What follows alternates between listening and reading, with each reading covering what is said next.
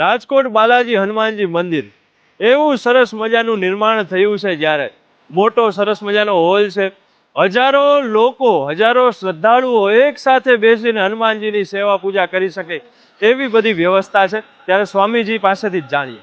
જય સ્વામિનારાયણ, જય બાલાજી।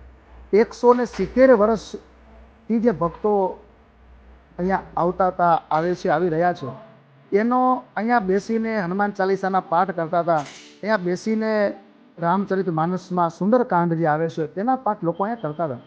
અહીંયા બેસીને ઓમ નમો હનુમતે ભય વંજનાય સુકમ તિરુફટ સ્વાહા આવા મંત્રોનો જાપ કરતા હતા। એ બધા ભક્તોના તપના સ્વરૂપે, તે ભક્તોની ભક્તિના સ્વરૂપે મને એવું લાગે છે કે આટલું સુંદર મજાનું આ દાદાનું આંગણું એ તૈયાર છે। અહીંયા એક સાથે 3000 લોકો બેસીને દર્શન કરી શકે, આરતીના દર્શન કરી શકે એવું સુંદર મજાનું હોલ એ તૈયાર થયો।